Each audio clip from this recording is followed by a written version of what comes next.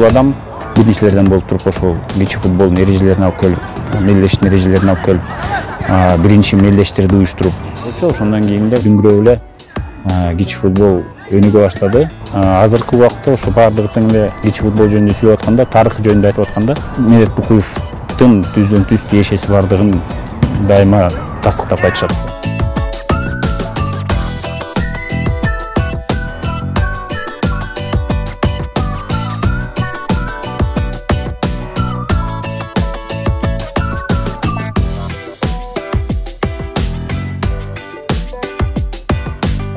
Этот отец такой человек, что он, рискнув всем, вложил в этот вид спорта не только душу, сердце, а всего себя. И вот он вот так вот, да, вот буквально с вот таких вот начинаний начинался этот спорт у нас в Кыргызской Республике. И по праву я могу сказать, что отец, он не только наш отец, а отец в целом всего кыргызского мини-футбола и футзала в том числе. В последующем в этот спорт пришли и мы.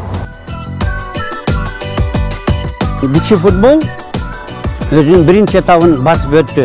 Биринчи этабы уюштуруш керек, элге таанылтырыш керек, элдин ичинде жайылтыш керек. Азыр бул этаптан биз өттүк. Экинчи этап азыр ошол массалык кичи футболду сапатын көтөрүш керек. Үчүнчү этабы бул дүйнөлүк. Биз Азия өлкөмүндө абдан жакшы таанылып калдык, өзүбүздүн ордубуз бар. Бирок дүйнөлүк деңгээлге чыга элекпиз, бирок үчүнчү этап ошол дүйнөлүк деңгээлге чыгыш керек деп.